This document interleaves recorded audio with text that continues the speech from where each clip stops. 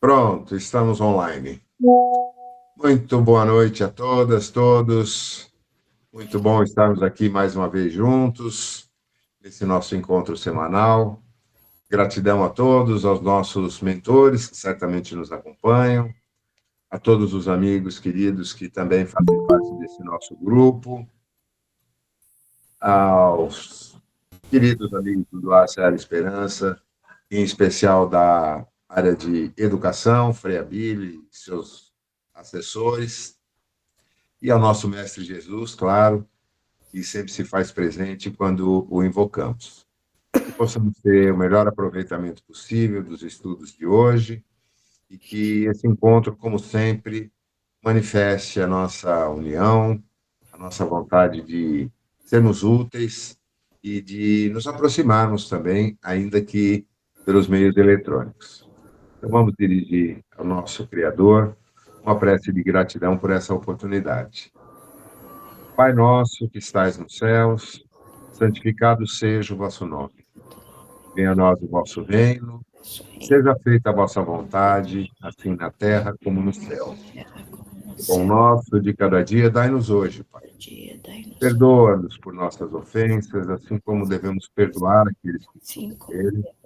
E não nos deixes cair em tentação, Não nos mas deixes livra-nos, Senhor, de todo o mal, todo que mal. assim seja, graças a Deus. Deus.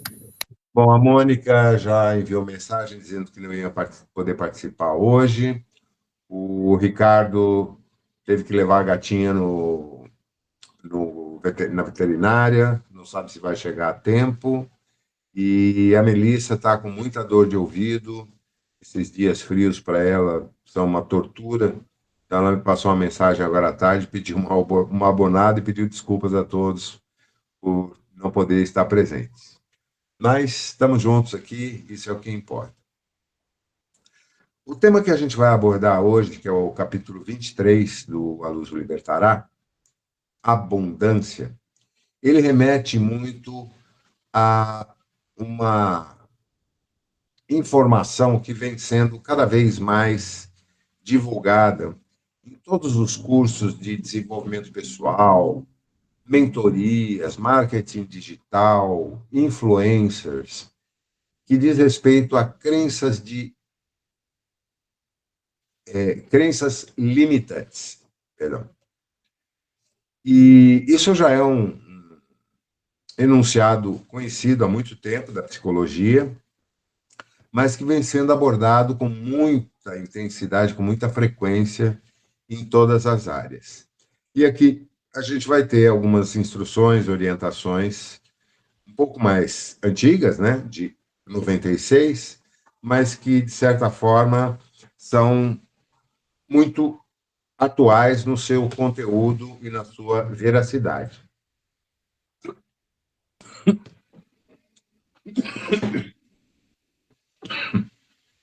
Desculpem. Minha Qual garganta, capítulo? a minha garganta ainda está um pouco bichada e agora engasguei com a água. Capítulo 25, desculpe. Falei 23, né? 25. Não é 24, não? Não. 24 nós vimos semana passada, que foi afirmações e manifestações. Inclusive, nós havíamos comentado a possibilidade da gente fazer um exercício prático. É Aliás, verdade. alguém fez algum exercício relacionado com aqueles 5 passos que foram orientados na aula passada? Não. Olha, eu recomendo fortemente. Para mim, tem dado resultados. E eu não tenho feito assim à risca, como nos é sugerido naqueles 5 passos explicados na aula passada. Mas quando a gente foca em alguma coisa real, concreta, que nós queremos, não que desejamos ou que sonhamos, mas algo que a gente realmente queira, coloca foco naquilo e usa as técnicas e as ferramentas que eles nos orientam ali, há uma concentração de energia e produz efeitos muito significativos, hein, gente? Não é brincadeira, não. Estou falando com bastante conhecimento de causa. Não é a primeira vez que eu havia colocado isso, e a Melissa, inclusive, estava comentando a respeito do programa de orações que ela faz já há muitos anos, né? E que também tem mais ou menos a mesma substância, embora com técnicas ligeiramente diferentes, mas com o mesmo objetivo. Quando a gente foca com concentração e mantém aquilo dia a dia, várias vezes por dia, na nossa meta, na nossa casa mental, colocando papeizinhos, escrevendo aquele desejo, aquilo que nós realmente queremos. Claro que não coisas absurdas, mas realísticas e que vão nos trazer algo de bom a nós e a outras pessoas. O potencial co-criador de cada um de nós se manifesta de uma maneira surpreendente. A gente ainda não está tão familiarizado e somos muito negligentes, todos nós.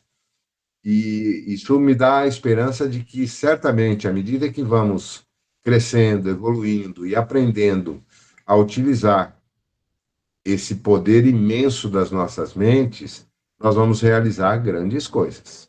Pode ter certeza disso. Como muitos já o fazem.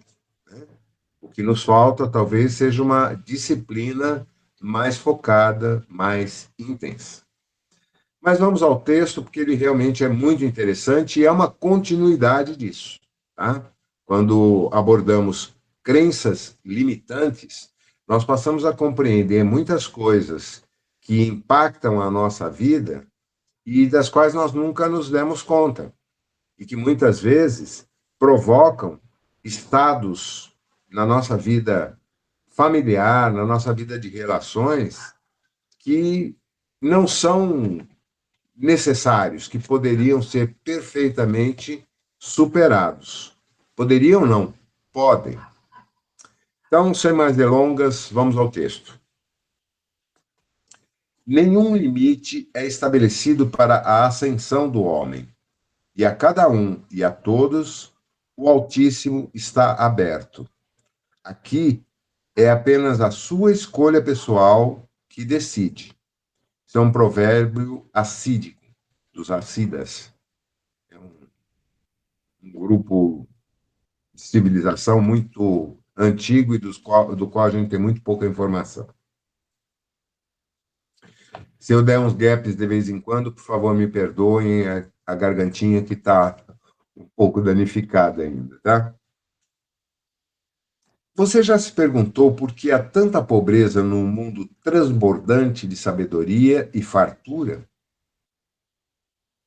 É o nosso caso aqui.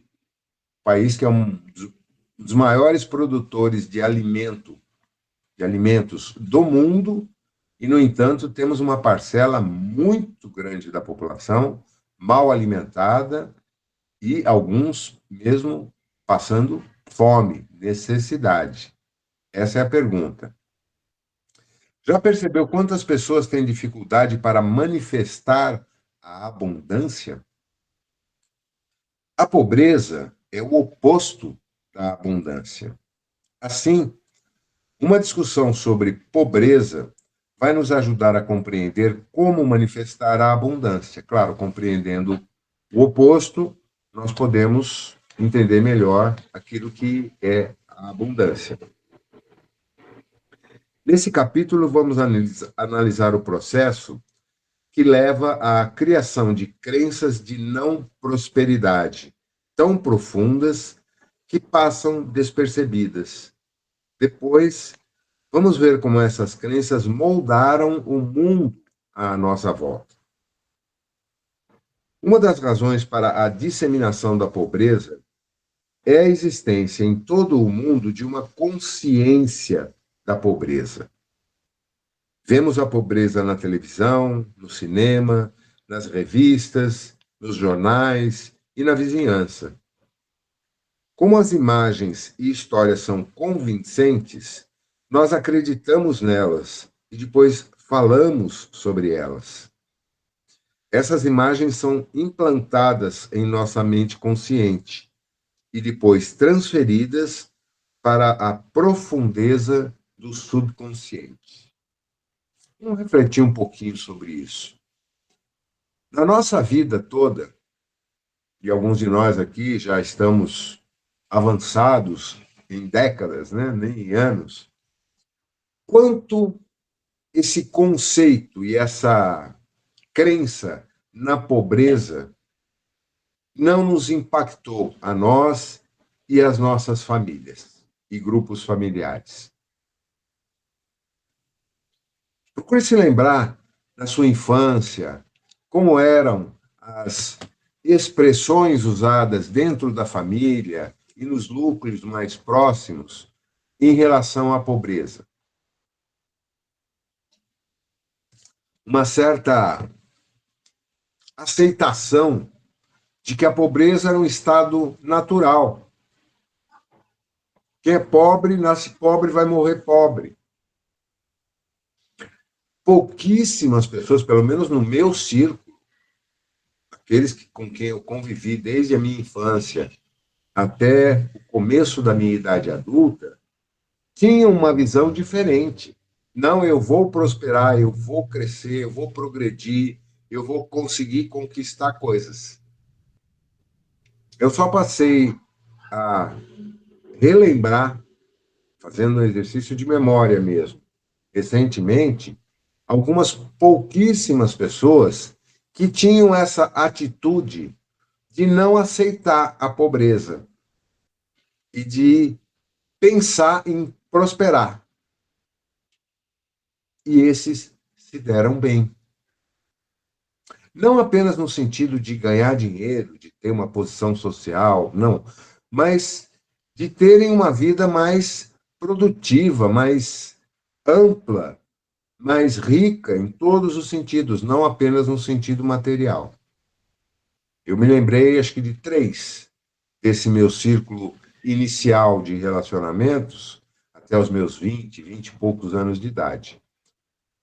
Depois, não, depois eu passei a conviver com outras pessoas que já tinham isso dentro de si e que já eram prósperas. Convivi com gente muito rica e a maioria delas infelizes. E convivi com pessoas prósperas que tinham muito sucesso material, mas que ao mesmo tempo conseguiam ter exemplos de prosperidade em outras áreas da sua vida, na área familiar, nas relações de amizade. Isso tem tudo a ver com essa aquiescência que nos foi, de certa forma, imposta ao longo de toda a nossa existência, de que a pobreza é um estado natural e que a gente tem que aprender a aceitá-la, conviver com ela, porque é a nossa sina.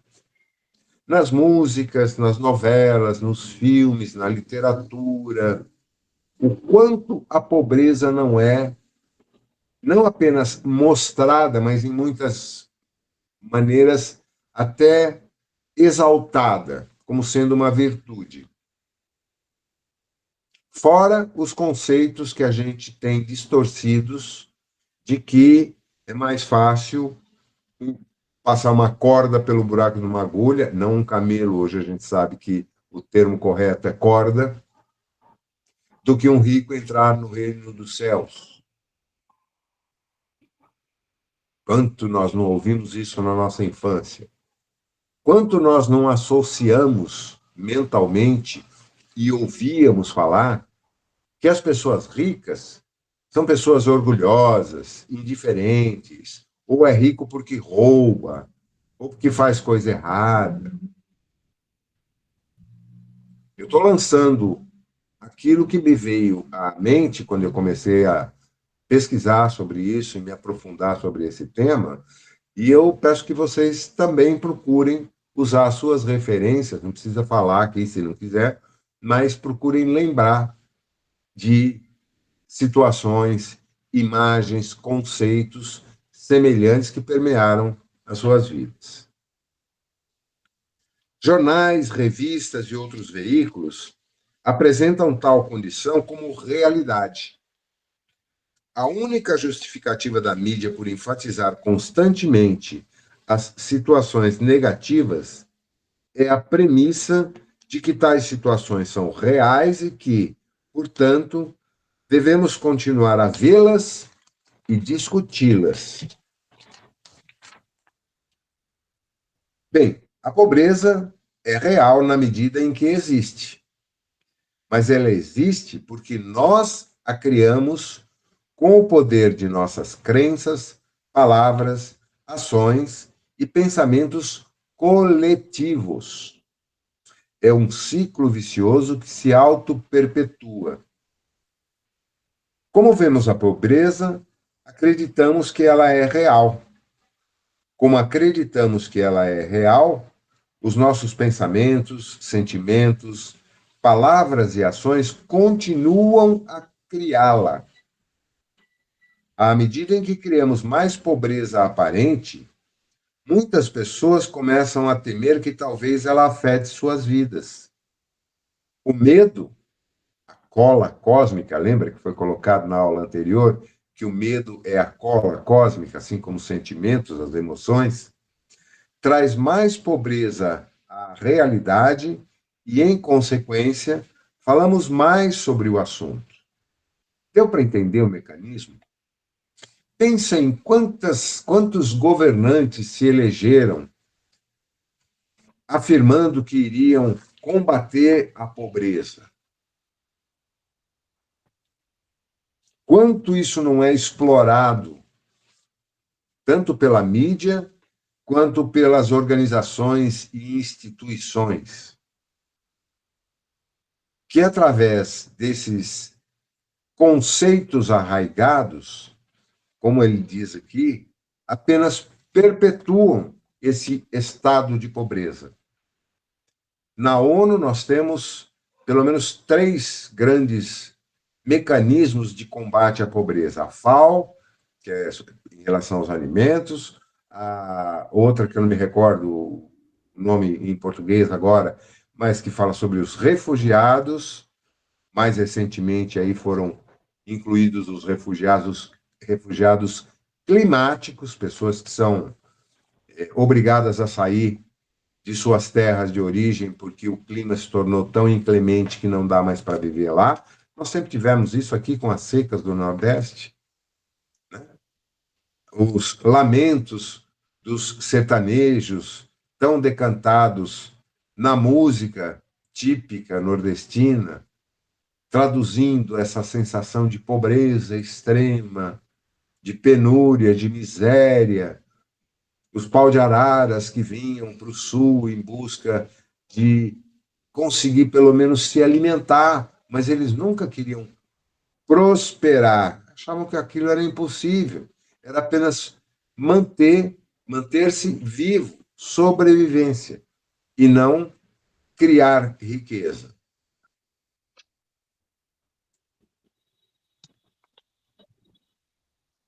Como esquecemos que temos o poder de criar nossa própria realidade, permitimos que a mídia e os noticiários nos programem, levando-nos a criar um mundo menos que perfeito, harmonioso, belo e abundante. Como parte do mesmo processo, começamos a nos sentir impotentes para mudar essas condições, o que só serve para perpetuá-las. A consciência da pobreza se deve também às nossas experiências de vidas passadas. Muitas pessoas tiveram encarnações anteriores em conventos, templos ou monastérios. Nessas vidas passadas, os votos de pobreza eram tão frequentes que deixaram gravada nos registros akáshicos a impressão de que a pobreza é sagrada. Essa crença está gravada tão profundamente em alguns que é quase impossível abandoná-la, pois isso exige uma força e disciplina que nem todos têm.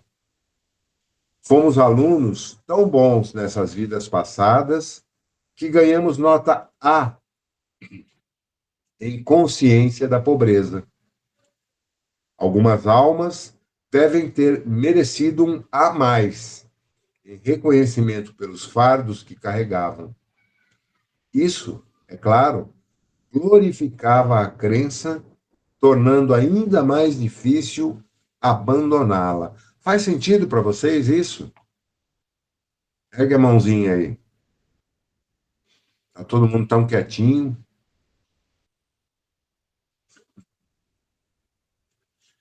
Eu creio que entre nós aqui, os que eu conheço pelo menos, não há nenhum que possa ser considerado pelos padrões sociais da atualidade materialmente rico. Não digo nem milionário, mas rico, com patrimônio, com padrão de vida muito alto, com filhos e netos estudando nas melhores escolas e faculdades, ou estou enganado? Talvez a Marília, né? Estou te Não, alugando. não, senhorito. Capaz. Não. Brincadeirinha. Tô longe disso.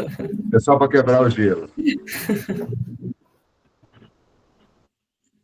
É verdade que os votos de pobreza eram adequados a essas vidas passadas e às condições escolhidas então. São adequados ainda hoje, no caso de tal experiência servir para a evolução da alma. Na verdade, os votos de pobreza são necessários em certos momentos do desenvolvimento evolutivo da humanidade, pois favorecem o desapego em relação ao mundo materialista e a ênfase na senda espiritual. Uma tal existência elimina as distrações e cria condições que favorecem a total dedicação aos ensinamentos religiosos e espirituais.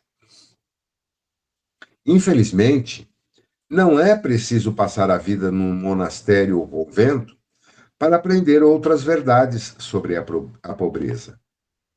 Hoje, professores e outros formadores de opinião sugerem que a pobreza é boa porque favorece a espiritualidade e a santidade. Quanto isso não nos foi incutido, né? Com frases como aquela que eu citei. Tal noção se apoia num preceito espiritual. Quem precisa lutar é nobre e conquista mais recompensas durante a sua jornada. Conceitos assim têm sido ensinados em quase todas as grandes religiões nos últimos 2000 anos, e talvez até há mais tempo, gravando em nossa alma a noção de que a pobreza nos torna melhores. Essas crenças contribuem até para impedir que muitos aspirem a metas mais altas, pois acreditam que sofrendo estarão cumprindo a vontade de Deus. Quase todos nós temos gravadas nos registros akáshicos lembranças de uma ou duas das situações descritas acima, experiências de vidas passadas ou ensinamentos espirituais presentes. Isso permite que a mídia nos programe para acreditar no que é divulgado. Desse modo, participamos da criação disso tudo. Entrou aqui? Não. A consciência da pobreza está profundamente entranhada nas lembranças de vidas passadas. Ai, desculpa, eu estava relendo. Alguém aqui não sabe o que são os registros akáshicos? Quem não sabe, levanta a mãozinha. São todas as vidas passadas, o que vivemos nas outras vidas? Não só as nossas experiências. Akasha é uma palavra em sânscrito, e esse termo registros akáshicos remete àquilo que hoje a gente poderia comparar na era da eletrônica e da internet como sendo as informações que são salvas na nuvem. ao invés de ficarem salvas nas nossas máquinas. Só que isso abrange tudo o que acontece em todo o universo, com todos os seres, em todos os momentos da história, desde um vermezinho até um humano, sem omitir nada. Tudo fica gravado, tá? Não tem limite de terabytes para juntar informação e é acessível a poucos, claro, em momentos muito específicos, mas de alguma forma influi nas nossas programações de encarnação, porque exatamente fica lá gravado. Tá? E é isso que a gente, José Antônio, isso deve ser uma parte que a gente lida na apometria? A apometria, ela acessa alguns registros das nossas experiências passadas, muito limitados, é verdade, mas que são diretamente relacionados com a experiência atual, quando isso é permitido, está dentro da programação daquele indivíduo que está sendo tratado pela apometria e da habilidade daqueles que a estão aplicando, né? Os comandos mentais, os comandos de pulso, acessam determinadas áreas de registro da experiência daquele ser para identificar, eventualmente, experiências anteriores, conexões com outros espíritos e, principalmente, formas de pensamento que, criadas pelo próprio indivíduo, são mantidas enquanto não houver a liberação dessa energia, a conexão com ela que a mantém. Tá? Então, a Obrigada. apometria, até onde eu conheço, eu não sou um profundo conhecedor, mas já passei por várias sessões de apometria, já estudei um pouco a respeito, e ela, de certa forma, acessa, digamos assim, uma pequena área dos registros akáshicos. No conceito mais amplo da espiritualidade, se refere à memória de todo o cosmos, desde a criação, desde o start da criação, seja num Big Bang ou em outra forma que ela tenha ocorrido. Tá?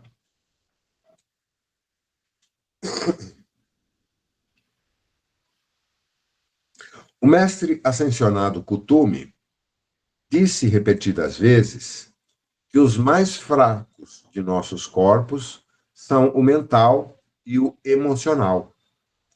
Ele diz que na senda da mestria, os mestres aprendem a controlar os pensamentos e as emoções.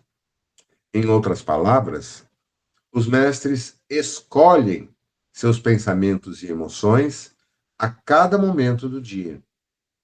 Mas, entre nós, quantos podem dizer que não são influenciados pela mídia?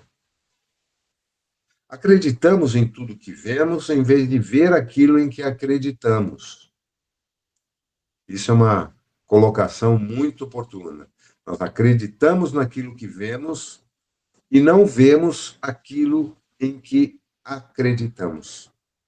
A gente se recusa, mesmo acreditando interiormente, a procurar aonde aquilo se manifesta. É mais fácil a gente aceitar aquilo que nos é imposto, principalmente através da visão e da audição, que afetam esses campos fracos do emocional e do mental.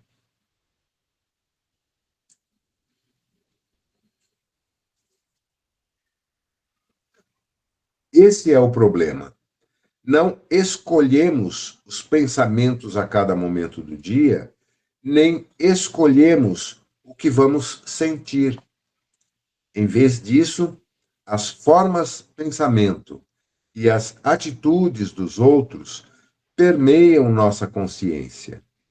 Entregamos a vida a eles ao aceitar suas crenças, atitudes, emoções e ações, em vez de criar as nossas. Gente, quando a gente acorda de manhã com o pé direito e já de imediato, na primeira oração ou expressão do dia, hoje vai ser um dia maravilhoso. Isso se realiza, se concretiza.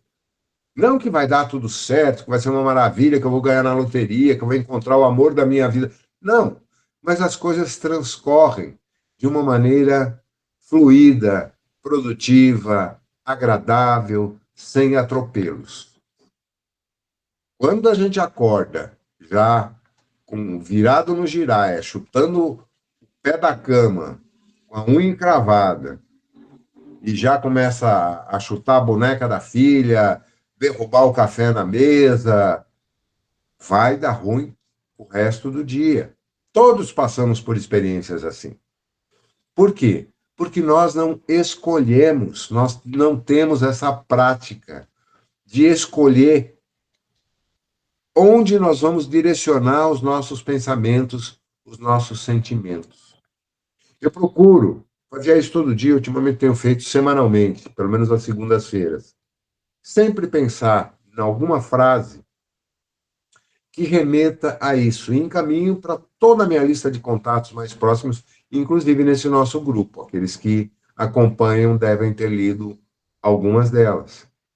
É uma maneira de contribuir com isso. Mas eu não estou simplesmente escrevendo, imaginando, procurando inspiração para escrever uma frase e jogar ali à toa. Eu estou pensando naquilo, eu estou vibrando aquilo. E como o WhatsApp tem o recurso de enviar a mesma mensagem para no máximo 5 contatos de cada vez, eu penso e coloco na minha mente cada um daqueles para quem eu estou enviando. Quando eu coloco no grupo do GE, eu dou uma paradinha e penso em todos vocês, os que estão aqui e os que não estão. Penso em todo esse grupo e o quanto, ao longo desses anos todos, a gente tem se unido, se aprimorado, se aperfeiçoado. E assim, igualmente, eu faço para cada pessoa a quem eu envio. Eu tenho um grupo de família, mas eu não mando para o grupo de família, eu mando para cada um dos meus filhos, dos meus irmãos, das minhas irmãs, porque eu foco a atenção em cada um deles no momento que eu estou enviando a mensagem. Isso é uma coisa que a gente tem o poder de fazer na nossa vida diária. É uma questão de escolha. Ah, mas eu não consigo, eu acordo de manhã tão atropelado, com tanta coisa para fazer, o despertador toca, eu já estou saindo. Então, antes de dormir, escreva o que você quer focar a tua atenção quando você despertar e cola um post-it ali no teu despertador, no teu celular, no espelho do banheiro. Hoje eu vou ter um dia agradável, feliz e produtivo. Hoje eu vou concretizar tal ou qual tarefa. Hoje eu vou me alimentar bem. Hoje eu vou para a academia. Sei lá, qualquer coisa importante, necessária nas nossas vidas, para que aquilo se torne o nosso foco de atenção no primeiro momento do dia. E nos lembre de fazermos uma oração agradecendo a vida, agradecendo a oportunidade de estarmos vivos e usarmos essa vida de forma útil para nós mesmos e para o mundo em que vivemos. Isso é um poder que nós temos e que a gente raramente aplica. Eu tenho certeza que assim que a gente terminar a aula aqui, cada um vai para as suas tarefas, um vai assistir a novela, outro vai preparar alguma coisa de trabalho, outro vai fazer uma boquinha, outro vai tomar um banho já para ir dormir, né? E a gente esquece. A gente não grava, a gente não aplica. Essa é a nossa maior deficiência, devido exatamente a essa fraqueza dos nossos corpos mental e emocional. Por isso ele faz essa ressalva aqui, que são os corpos mais fracos de nós, o mental e o emocional.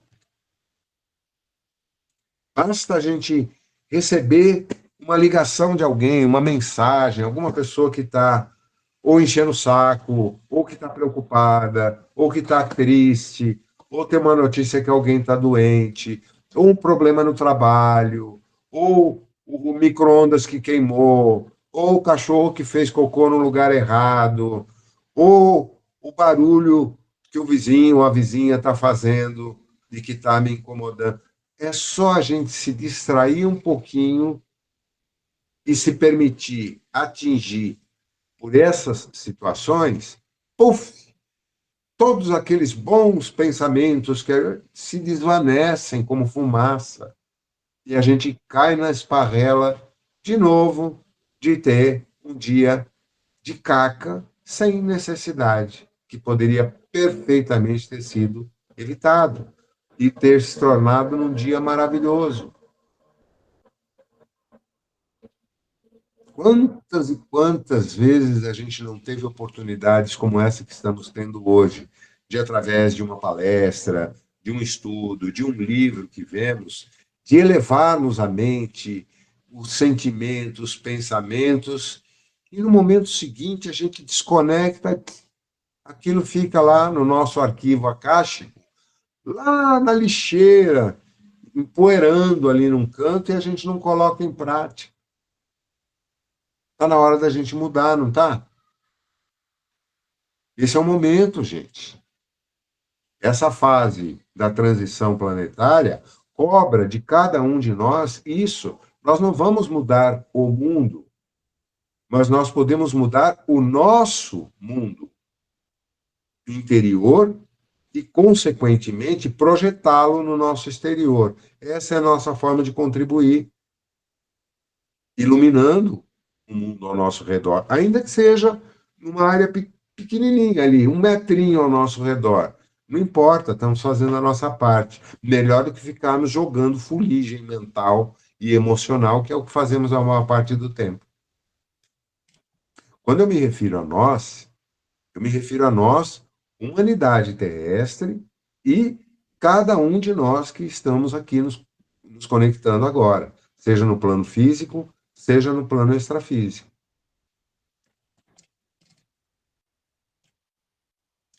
Agora que compreendemos que cada um de nós é o criador da própria realidade, que nossas crenças e emoções são a cola cósmica da manifestação, como já foi dito na aula passada, né? Podemos começar a compreender como criamos uma tal confusão no mundo. O universo é verdadeiramente um universo de abundância, mas, por meio do pensamento, nós o transformamos num universo de pobreza e dor. Deus é luz, amor e abundância. O elétron é o elétron, seja como for que se manifeste. Energia é energia. Ela é neutra e segue a linha da menor resistência, dependendo de como a dirigimos. Assim, cabe a nós decidir o que vamos criar. Escolher entre a pobreza e a abundância é uma boa maneira de começar. O que você escolhe? Lembre-se que escolher uma delas significa deixar que a outra se vá. Você está preparado para isso? Monitore seus pensamentos e crenças e depois decida se está disposto a abrir mão do que é negativo. Einstein compreendeu os conceitos que discutimos aqui e de maneira um pouco diferente. Fez menção a eles. Uma vez um repórter lhe perguntou: qual é a questão mais importante do mundo? Ele respondeu: a questão mais importante do mundo é se você quer viver num mundo pacífico, feliz e abundante, ou num mundo escasso, medroso e de mau agouro. Olha que profundidade isso. É isso que todos aqueles que estão nas posições de comando do sistema da humanidade terrestre querem que as massas pensem. É a forma de exercer controle sobre as massas. O medo, a pobreza, a sensação de menos-valia. O repórter, meio confuso, perguntou: por que essa é a questão mais importante do mundo? Einstein respondeu: porque vai criar o que escolher. Olha a compreensão que esse espírito iluminado tinha já naquela época remota e que muitos outros já tinham, por sua vez, se preparado para ela. Eu vou dar uma acelerada na leitura aqui para a gente concluir ainda dentro dessa primeira parte. Agora é o momento de lembrar quem somos. Devemos conhecer o poder que há dentro de nós e usá-lo para criar o céu na terra. Devemos ser a luz e integrar a espiritualidade a tudo na terra. Nunca antes os seres humanos precisaram participar dessa maneira do plano celestial divino para ajudar a Terra a entrar na quinta dimensão. O milênio traz a promessa de que o céu será criado na Terra, pela afirmação da espiritualidade em todas as trilhas da vida. Somos a luz e co-criadores com Deus, e a nossa responsabilidade usar essa luz para trazer paz, amor, felicidade e abundância para o planeta. É o momento de aprendermos a ser seres pentadimensionais, da quinta dimensão. Vamos começar a pensar e usar os poderes criativos superiores que nos foram dados. No coração do poder está o conceito de que cada um de nós pode manifestar o que é necessário para viver em paz e harmonia. O poder nunca é associado aos sem-teto, aos famintos, aos desafortunados. É sempre associado aos fortes, que cuidam da própria vida e ajudam os outros a fazer o mesmo. Vamos modificar as antigas crenças sobre a abundância e usar a lógica para modificar nosso pensamento. O plano de Deus requer que todos compartilhem a abundância, a felicidade, a paz e o amor. Examinando as vidas de alguns mestres ascensionados, observamos que, em suas últimas encarnações, eles viveram vidas em que não precisavam se preocupar com a pobreza. Conhecendo as leis universais e o próprio poder, geralmente escolhiam vidas de abundância e fartura. Moria foi o rei Salomão e depois rei Arthur. Kutume foi Pitágoras e Shah Jahan, o imperador da Índia que construiu o Taj Mahal. Monca foi Viracocha, o chefe da civilização inca. Serapis Bey foi o faraó Akhenaton. Saint-Germain foi Merlin e depois encarnou como Shakespeare. Uma das encarnações anteriores de Jesus foi como José, filho de Isaac. Isso aqui eu coloco dúvidas, mas fica um registro, né?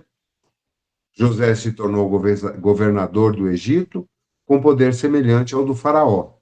Na verdade, não é bem essa a história, mas não vamos discutir isso aqui. Todas essas vidas tinham uma coisa em comum: a opulência. Você acha que eles viviam na pobreza e lutavam? Claro que não. E agora são mestres ascensionados. Assim como nós, eles equilibravam suas vidas, desempenhando papéis que implicavam mais ou menos opulência. Agora que chegamos ao final dessas lições, é hora de usarmos nossos conhecimentos e experiências e viver também na abundância. Assim como os mestres ascensionados, Aprendemos as leis universais e agora é o momento de usar esse conhecimento para equilibrar a vida cotidiana. Não é a pobreza que nos torna espirituais ou nobres, mas a qualidade da vida de cada um e a maneira de viver cada momento.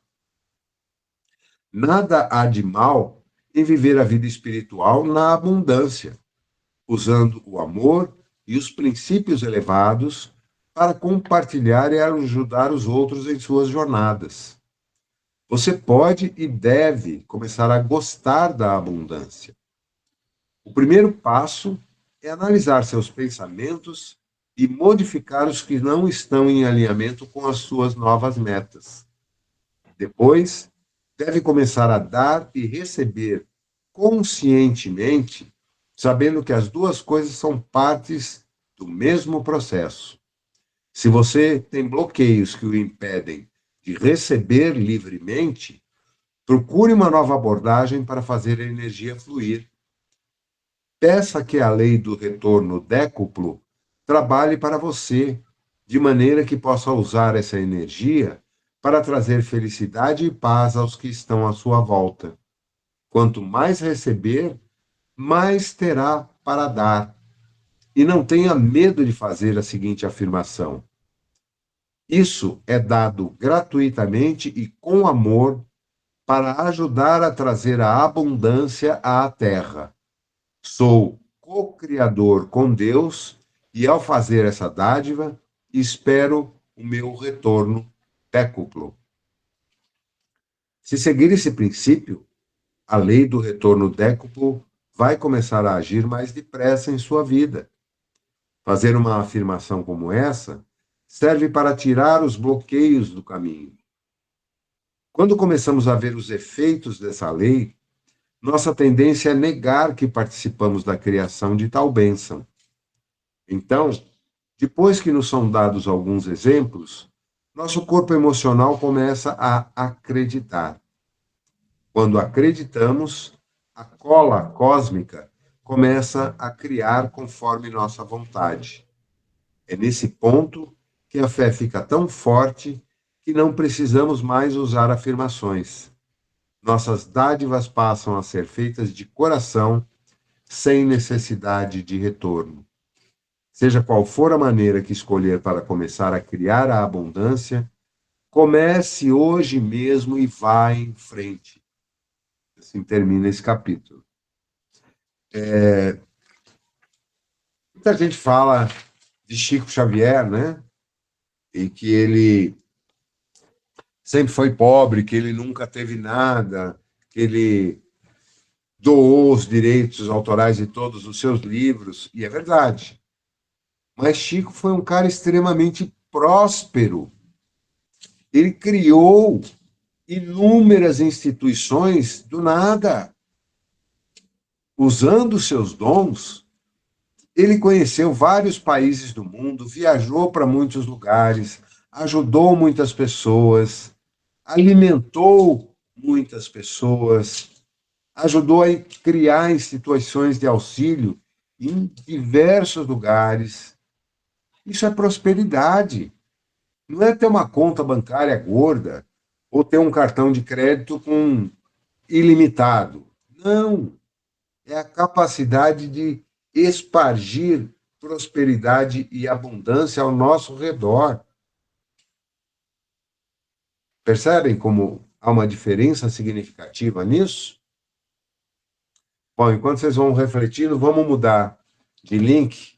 Eu vou fechar essa sala para a gente entrar na próxima, tá?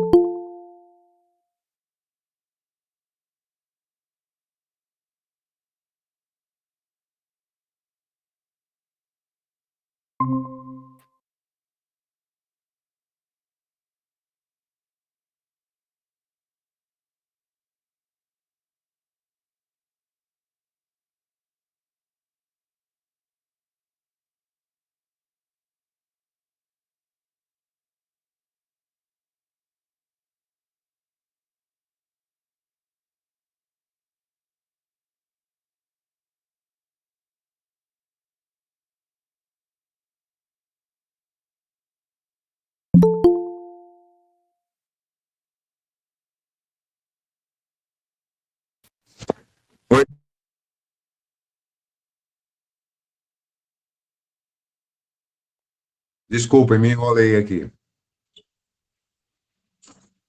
Todo mundo de volta já, né? Beleza. Antes da gente começar a leitura do Consciência, eu gostaria de ouvir de vocês aí algum comentário a respeito desse conceito da abundância e daquilo que foi ensinado hoje. Um de cada vez, por favor.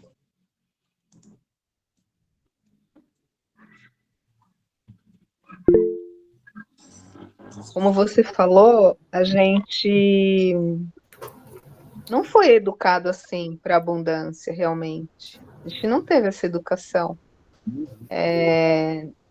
Essa palavra nem era usada, né? Eu acho. Era muito difícil, assim, eu nem usava essa palavra. Nem Porque a gente não. prosperidade, nem abundância. Prosperidade eu até ouvia em casa, mas abundância, sinceramente, não ouvia. Então era uma coisa que eu, pelo menos, cresci sem conviver com essa palavra e justamente com o que ela significa, que é o mais importante, né? Infelizmente. A Então, gente estava não sei lidar com isso. muito mais sobre resignação do que sobre abundância. É Aceitação. verdade. A vida é assim mesmo. Resignação eu ouvia muito da minha mãe. Assim, a gente tem que ter resignação e tal, sabe? E Não ela foi seja uma pessoa orgulhoso, batalhadora, seja né? humilde. Oi? Seja humilde, não seja orgulhoso. Isso, exato, é pecado você pensar. Aquele que Inclusive, aspirava um pouco mais, deixa de ser orgulhoso, menino ou menina. exato. Olha de onde você Inclusive, veio. é, a gente não, até hoje a gente não aceita elogio, né? A gente fica com vergonha. É E também tem interessante, né? dificuldade de elogiar os outros. É, é incrível, né? Assim, porque era um pecado a gente se sentir, né? Assim, que tá bonita, ter elogio, aceitar o elogio, era muito difícil. Era muito difícil. Comprava Essa alguma visão que eu coisa tenho. para si próprio, trabalhando já. Quantas vezes aconteceu isso comigo? Comprava uma roupinha legal ali, que tinha uma oportunidade na época. Fica gastando dinheiro com essas bobagens. Por que não ajuda mais em casa? Ou, bom, eu não sou exemplo para ninguém, porque eu fui comprar meu primeiro carro já com 25, 28 anos de idade, com 4 filhos nas costas. Eu comprei com 60. Pois é. E Olha agora, isso. outras pessoas próximas ali que conseguiam essa proeza, família inteira, ó, tá vendo? Como é orgulhoso, como tá ficando, fulano. Era muito mais inveja e reprovação do que elogio e aplauso. Fala, Marília. Vou falar que eu tenho muita dificuldade nessa questão, sabe, de abundância. Bem-vinda ao Porque, clube. então, esse assunto é bem delicado, assim, para mim, porque eu sempre escutei as coisas, tipo, quando tiver dinheiro, compra, tudo relacionado a dinheiro, sabe? Tipo, não tem, não pede que não tem. Então, hoje, eu acho que eu tenho muita dificuldade em toda essa situação. Eu me culpo quando eu compro, as pessoas acham que eu tenho, só que, eu só trabalho para ter, entendeu? Tipo, eu gosto de uma vida boa, não vou negar. Tipo, mas não estou fazendo nada que eu não possa fazer, entendeu? Mas é bem complicado mesmo a gente se conscientizar que a gente merece das coisas. Então, Mas isso está mudando. A gente percebe ao nosso tomara que a redor. gente mude, porque eu falo, a gente tenta pôr isso na cabeça, assim, mas a síndrome da inferioridade bate tão forte que acaba deixando a gente fraco, né? Tipo, mais fraco. É isso. No curso de desenvolvimento pessoal da escola do Haroldo Dias, do Haroldo Dutra Dias, chama Formação Odisseu, o curso que eu fiz lá com ele, tem 46 aulas só sobre o tema mentalidade. E isso é abordado com muita ênfase. Mas vai fundo mesmo. Não vou retomar aqui porque é muita coisa. Mas isso é um tema importante e que a gente tem que estar atento. Não é aí que as pessoas se confundem, porque a gente não se permite, a gente não dá permissão para que a prosperidade se aproxime de nós. Verdade. Vocês lembram que eu já falei de uma pessoa chamada Ricardo Mello? Que eu gosto muito dele. E ele, assim, ele fala que espiritualidade e riqueza andam juntas. Então, ele sempre trabalha os dois lados, tanto a espiritualidade quanto a questão da riqueza. Ele é coach financeiro. Então, eu falo que ele é um mentor para mim, sabe? Tipo. Ele é um mentor, ele é um grande na internet. Nossa, muito. Eu já fiz até uma imersão com ele, sabia? E é muito bom. Sim. A minha enteada, a Micaela, e o marido dela, o Marcos, eles também têm uma escola de marketing digital muito grande. O grupo deles já fez mais de 50 milhões de reais só no ano passado. Um grupo de mais ou menos 60, 70 pessoas. Eles já estão faturando 8 dígitos por ano. Então, grande. Tá? E há 10 anos atrás, a Micaela era uma produtora de moda e o Marcos era funcionário de uma agência de publicidade.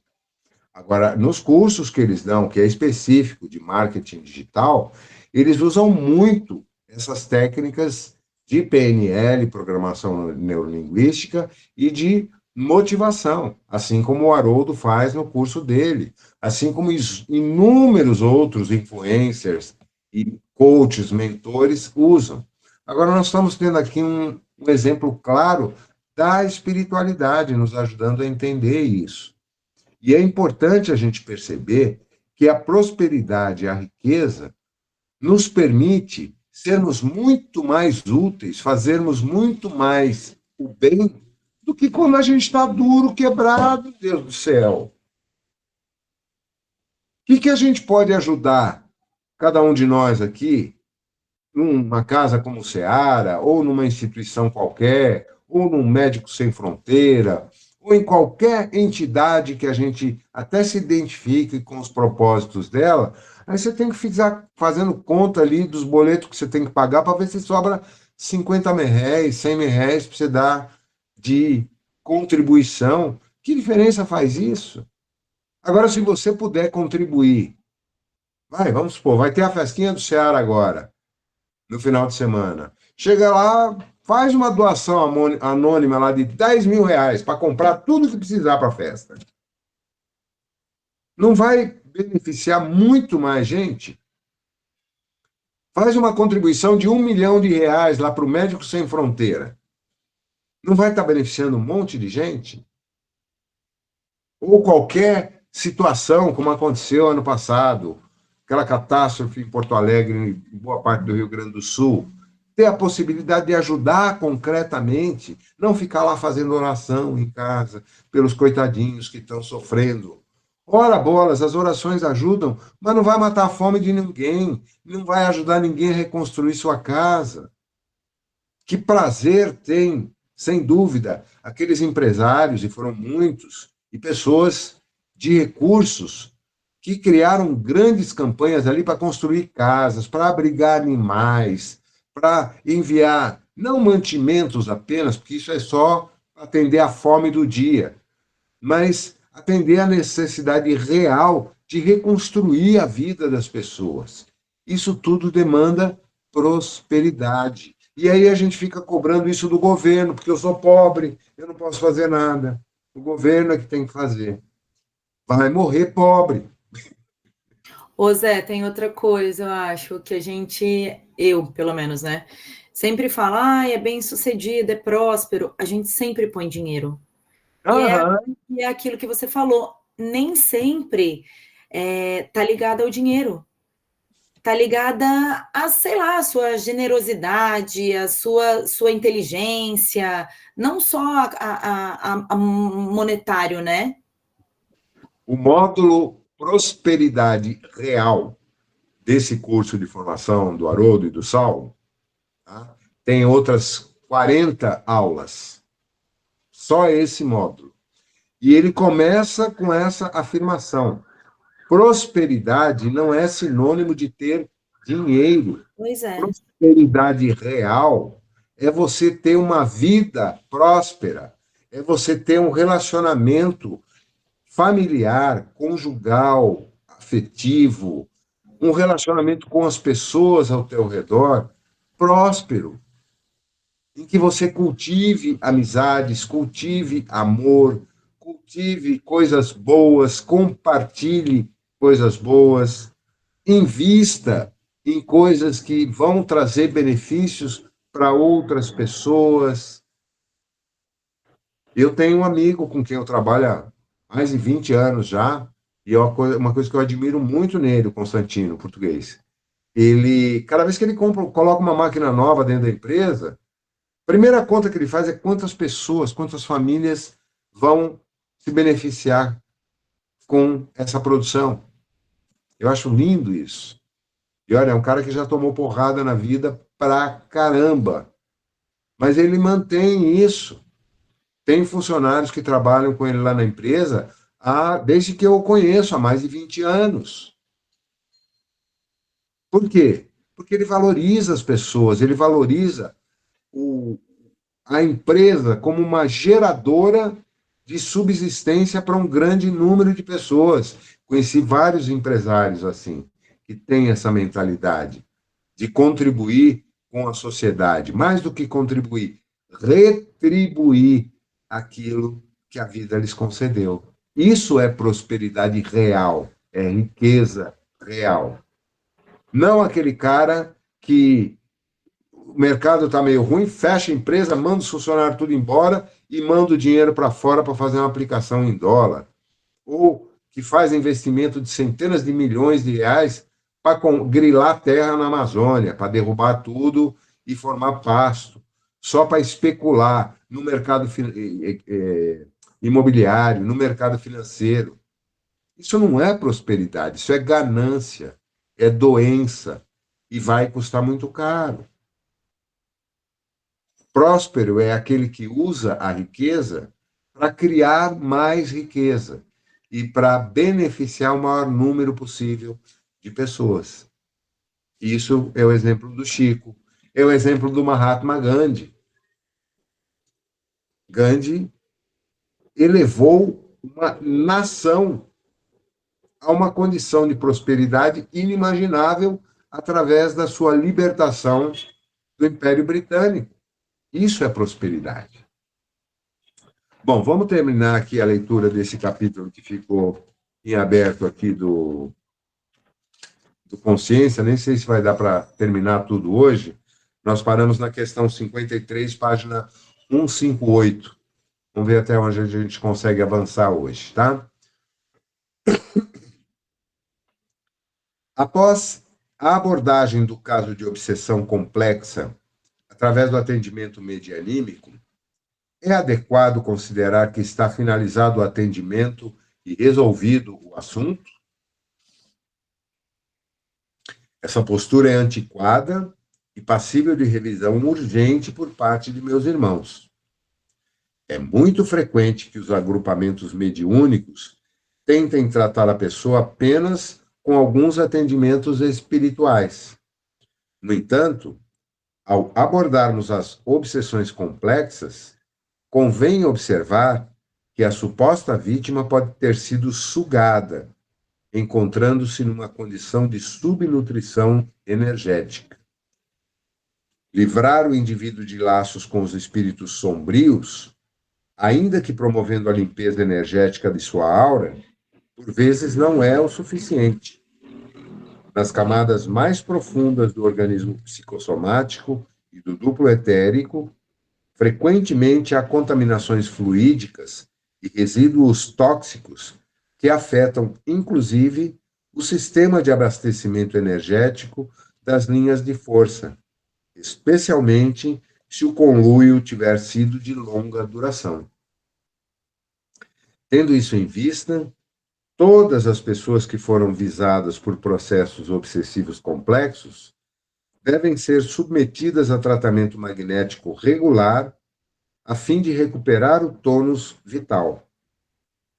Além da assistência magnética, um atendimento especializado deverá ocorrer através de um bom terapeuta com orientação transpessoal, a fim de promover a reeducação das emoções que podem ter sido profundamente abaladas durante o processo, quando não as próprias matrizes do pensamento, ou seja, ele recomenda uma terapia mesmo, um acompanhamento psicológico, além do espiritual. Que meus irmãos se conscientizem de que o tratamento desobsessivo, seja ele convencional ou com técnicas da apometria, é apenas o primeiro passo e não o fim do processo em questão. Afinal, como apregoar uma postura ativa no trato com o mundo extrafísico se outorgarmos ao consulente a postura passiva de mero receptor ou beneficiário de um tratamento que não contou com sua participação efetiva? Nunca é demais lembrar que a transformação interior é o objetivo para o qual concorrem todos os esforços espirituais, único método que consolida o restabelecimento da saúde integral. Para se obter um resultado seguro e garantido, é imprescindível que haja acompanhamento para o reequilíbrio da pessoa. Muitos procedimentos obsessivos complexos se arrastam durante anos ou começam ainda no período entre vidas, no invisível. Quando não, em encarnações anteriores. E não é apenas uma reunião mediúnica que será solucionado o caso. Em grande número de situações, as supostas vítimas da obsessão com tais características permanecem com as matrizes do corpo mental e perispiritual marcadas pela ocorrência infeliz, fato que exige tempo e dedicação através de um acompanhamento, às vezes demorado, para que sejam desabilitados os efeitos sobre as matrizes energéticas abaladas pelo impacto vibratório e o aparato técnico das obsessões complexas. Diante de tal gravidade, não se pode descuidar nem dispensar o auxílio médico, terapêutico e profissional, a fim de somar esforços que façam frente às profundas marcas deixadas pelo antigo verdugo. Olha, quem aqui do grupo trabalha com tratamento espiritual, desobsessões ou apometria? Além da Marina, quem mais? Eu. A Marília. Alguém mais? Tem outros, mas não estão presentes hoje. É o caso da Mônica também, do Ricardo, a Cris também. Cris trabalha no atendimento, né, Cris? Cris Macramê? Oi, na cromoterapia, Na cromo, é uma que forma de também atendimento. que a gente também passa por esse lado, sim. Então, muitas vezes a gente percebe isso, as pessoas vão em busca de auxílio, de amparo, no momento de extrema necessidade, quando estão no bico do corvo, aí passam pelas 3 semanas de harmonização para depois serem encaminhadas para um tratamento espiritual mais profundo, ou para uma sessão de desobsessão, ou até de apometria. 1 mês. Terminou o tratamento. Está de alta. Quantos não voltam igual ou piores estavam? Porque não dão continuidade. Isso é próprio do ser humano.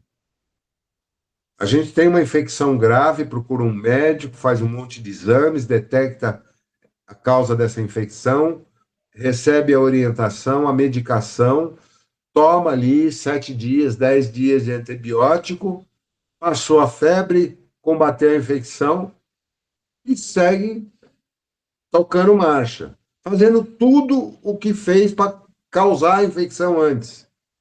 Vai dar ruim de novo. No plano espiritual não é diferente, principalmente quando se trata de obsessões graves, sérias, que hoje em dia acho que são a maioria, né, Marina? Sim. Os pacientes, eles não voltam, Zé. Às vezes eles fazem porque o pessoal da mesa teve uma coisa mais forte, uma coisa assim, eles ficam assustados e não voltam. É comum. Infelizmente, essa é a realidade. Agora, a meu ver, aí há uma falha também na forma de orientação a esse paciente antes que ele se submeta a um tratamento de desobsessão. Por isso é importante, não apenas a pessoa vai lá, pega uma fichinha, senta no salão, fica olhando na tela ali, meio ouvido na palestra, mas a atenção concentrada mais na chamada ali no monitor. Será que vai demorar? Puxa vida, tá? Aí a chamada, vai lá fora, entra, senta numa maca, toma um passe, não interage, recebe o passe ali mecanicamente e vai embora para casa. Gente, qual o resultado concreto disso? Ah, não, reequilibra os chakras. Gente, o cara não sabe o que é chakra, não sabe o que é energia, não sabe o que está acontecendo com ele. Ele não está sendo orientado para compreender o que o aflige, quais as causas possíveis disso, em que consiste o tratamento espiritual que ele está recebendo. Se ele recebe um antibiótico numa receita do médico, hoje em dia todo mundo faz isso. Vai lá no Google, no celular mesmo, e já quer saber que é antibiótico. Vai ler a bula, ver para que serve, ou ele vai buscar um diagnóstico. No plano espiritual não tem muito disso. E as pessoas não participando ativamente, sendo atendidas de maneira passiva, não vão ter resultados profundos, principalmente quando se trata de uma obsessão mais complexa. A meu ver, a falha não é da pessoa, é do sistema do atendimento.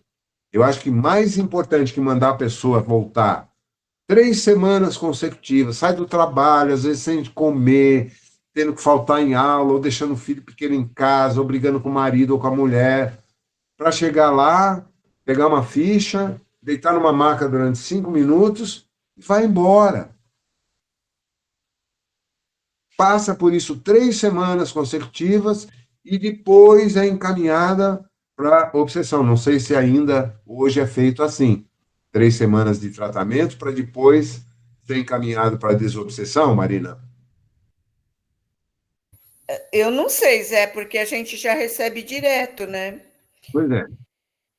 E às vezes a pessoa passa mal, entrou no Seara, nunca viu nada, não sabe o que é o espiritismo, aí passa mal ali nos assistidos, né? E a gente tenta fazer o trabalho emergencial ali. Pois é. Eu acho que falta isso. Claro que o primeiro momento do acolhimento fraterno ou triagem, como, a meu ver, é mal colocada essa expressão, triagem, eu não gosto dela, é o primeiro momento para se usar o tempo, profundo entendimento e abertura para que a pessoa expresse aquilo que lhe vai na alma. Tentar compreender, não ter a sabedoria toda para já identificar o caso e não, mas deixar com que a pessoa se expresse. Aquele que está no acolhimento tem que ter muito conhecimento, muita bagagem, muito treinamento para poder ter essa sensibilidade e encaminhar a pessoa corretamente. Agora, depois, a continuidade, se a pessoa foi bem preparada, bem orientada, você já tem alguma informação sobre o espiritismo, sabe alguma coisa a respeito, teve alguma experiência? Não. Então, ó, te dar uma pincelada rápida do que é, como são realizados os trabalhos de assistência nessa casa, em que consiste o tratamento, como ele é realizado, qual a importância de que você participe ativamente, com a mente em oração, como é que está o ambiente na tua casa? Tua família aceita que você vem aqui? Você consegue reunir tua família uma vez por semana? 15 minutinhos que seja, mas sempre no mesmo dia e horário. E fazer o culto do evangelho no lar, preparar o ambiente na casa, fazer um trabalho com a participação ativa da pessoa e do grupo familiar sempre que possível, para depois encaminhá-la. E aí, quando começar o tratamento espiritual, não ser uma coisa mecânica. Senta na maca, deita na maca, luzinha apagada, silêncio, musiquinha, passa a mão, passa a mão, passa a mão, pronto, acabou, tchau, vai embora. Não pode ser assim. Isso não funciona. Não traz benefício real. Tem que haver interação, tem que haver empatia, tem que haver amor. E o amor se expressa através de palavras, e permitindo que aquele que recebe também se expresse. Isso é raro acontecer. Ah, mas na maca não pode permitir que o assistido fique falando, nem ficar conversando com ele. Como não? Ô Zé, no TE a gente conversa. Isso é muito A importante. gente deixa o assistido falar, sabe? Tipo, Expressar e orientar. Olha, o que está sendo feito aqui é isso, isso e isso. Você sabe o que são chakras, são os seus centros nervosos, centros de energia. A gente está aqui procurando dar uma ajustada nos parâmetros de configuração de cada. Sei lá, usar a expressão que seja mais adequada para aquele tipo de pessoa. Fala, Cris. Então, eu senti uma grande diferença, assim, uma enorme diferença de tratamento. Eu não sei quando foi a mudança ou por quê, mas enfim, do TE primeira vez, eu achei muito diferente, porque o TE primeira vez era quando eu passei já mais de uma vez, há muito tempo, era diferente. A gente conversava, sabe? Eles conversavam com a gente, até o mentor conversava, o protetor, sei lá, né? O espírito que atendia, enfim. Eles conversavam com a gente. Hoje, o TE primeira vez é basicamente como o TE retorno. E eu não entendi o porquê ficou primeira vez, se é muito parecido, é igual o retorno, é a mesma coisa. Eu, sinceramente, não sei como está sendo realizado o trabalho hoje, nem no Seara, nem no Celeste, nem no Nisarga, porque eu não tenho passado por atendimentos. Tá? Cris, você foi na segunda-feira? Segunda eu fui, fiz a palestra e fui embora. Não, a Cris, porque assim, ó, eu trabalho só de segunda-feira, então eu só posso falar do TE primeira vez de segunda-feira, tá? A gente conversa com o assistido. Agora, os outros dias eu não Agora, posso falar. eu não quero criar polêmica. Fui.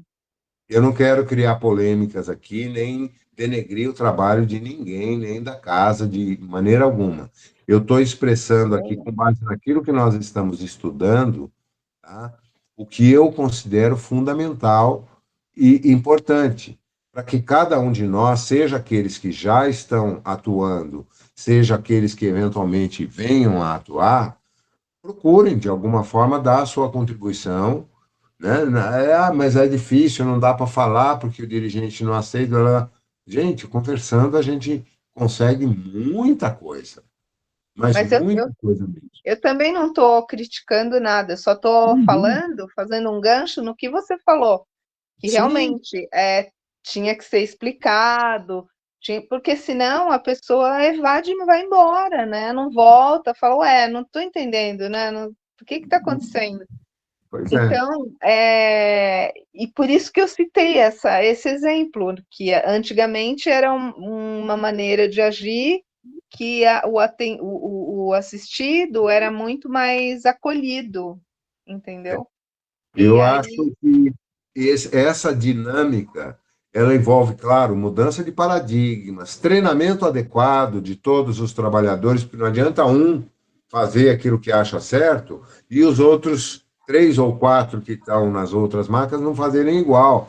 Tem que ser uma coisa uniforme, equilibrada. Claro que com as características de cada indivíduo, a gente tem que respeitar isso, mas todos têm que ter a mesma abordagem, a mesma forma de acolhimento, a mesma orientação, até chegar ao ponto de que, quando começa uma sessão de desobsessão, a pessoa que vai ser atendida tem que estar muito bem preparada para ela não tomar esse baque que a Marina está dizendo. Ela tem que ter um mínimo de orientação para não se assustar e, principalmente, para que ela mentalmente se mantenha consciente e participativa. Manter em oração. Fala, Marina. Então, Zé, na maioria das vezes, quando o espírito está se comunicando ali na mesa, é que a gente não pode falar, mas ele se remete à pessoa que está lá na assistência. Pois é, e a pessoa não sabe Ele quem é, fala, que tem a ver com ela. aquela pessoa fez isso assim, assim, e eu vou com ela mesmo, porque ela pensa assim, e eu me afinizo com ela, e eu vou com ela.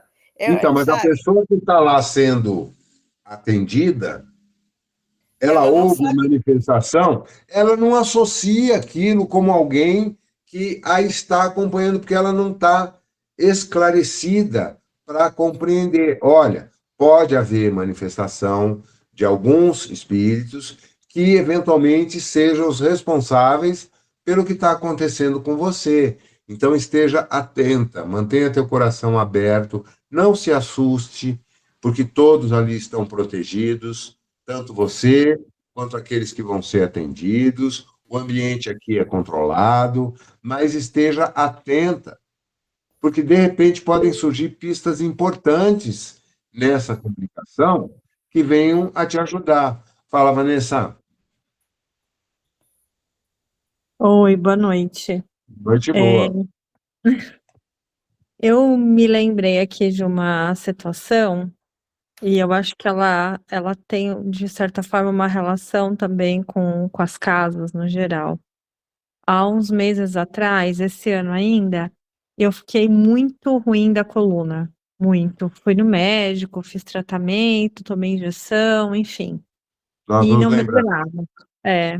E eu fui fazer uma massagem, eu acho que eu comentei isso até com vocês no grupo, aqui perto, no Tabuão. E a moça que fez a massagem, eu não sei dizer se ela tinha uma religião e qual era, mas ela tinha uma coisa que muito ligada à energia, né? E você estava falando, eu me lembrei, quando eu entrei, não que isso possa, né, até acontecer, porque é uma questão de tempo e tudo, eu fiquei lá acho que 1h30, talvez, no atendimento ou mais. Mas ela conversou muito comigo. E falou que a dor na lombar, ela tinha uma relação com o peso que a gente, né, carrega, enfim. E ela foi conversando e falando, olha, mentaliza, né, se tiver alguma coisa que você está sentindo, deixa isso fluir, ir embora, se perdoa, enfim. Ela foi falando uma série de coisas, eu não contei nada da minha vida, nem de nenhum problema que eu, né, Mas à medida que ela foi falando, eu fui pensando em coisas e realmente mentalizando. E eu não voltei, eu quero inclusive voltar, mas eu melhorei. E aí, naquele Então, momento, independente de uma questão religiosa ou não, eu entrei naquela sintonia, né? Conforme a gente foi conversando e ela foi falando. Então, eu acho que realmente faz uma diferença. é claro que a gente tem que levar em consideração que um atendimento, seja no tratamento espiritual, seja na desobsessão, não dá para ficar 40 minutos, 1 hora com cada pessoa, porque senão vai varar a noite. Não tem como, né? Além disso, há um desgaste de energia muito grande também por parte daqueles que estão ali atuando, sem dúvida. Mas eu acho que pode-se equilibrar a disponibilidade de tempo e, eventualmente, colocar um outro atendimento paralelo que poderia se chamar de esclarecimento, para preparar a pessoa para que ela compreenda a quais tratamentos ela vai ser submetida. Isso é uma ideia, estou jogando aqui. Nem sei se é viável ou não, tá? Gente, faltam 3 minutos para terminar o nosso horário e 8% de bateria celular. Então, Então, deixa eu tudo. falar uma coisinha rapidinha, Zé. No Fala. início dos nossos trabalhos, o dirigente, que é o Ivan ou então o Pedro, eles falam, eles esclarecem as pessoas. Boa. Mas é muito pouquinho, porque nosso tempo é desse tamaninho, né? E a fila é grande. É Então, isso aí. entre o ideal e o possível, pode-se, a partir do conhecimento, da troca de opiniões e tal, cada um de nós pode contribuir um pouquinho para tentar ajustar essa ideia daquilo que seria o mais adequado com aquilo que é possível de ser realizado. Tá bom? Gente, obrigado de coração por mais essa noite aqui com vocês. A todos aqueles que nos intuíram, nos apoiaram aqui, a todos aqueles que vão nos assistir depois. Se tiverem vontade de opinar, mesmo aqueles que assistirem o vídeo, usem o grupo para isso, tá? Coloquem as suas impressões, as suas questões, para que a gente possa interagir cada vez mais. Isso vale tanto para aqueles que estão aqui online agora, quanto para os que assistirem depois. E encerrando, vamos invocar sobre nós agora a energia maravilhosa da nossa Mãe Maria, que nos acolhe, nos ampara e nos transmite todo o seu amor, todo o seu carinho. Ave Maria, cheia de graça, o Senhor é convosco. Bendita sois entre as mulheres e bendito é o fruto do vosso ventre. Santa Maria, Mãe de Jesus, roga por nós, aprendizes dessa vida, agora e na hora de nossa passagem. Que assim seja, graças a Deus. Uma excelente semana para todos, brigadão por estarmos juntos aqui. E participem, comentem, deem suas opiniões no grupo, tá? Beijo no Beijo, coração. queridos. Boa semana. Boa semana. Valeu, tchau.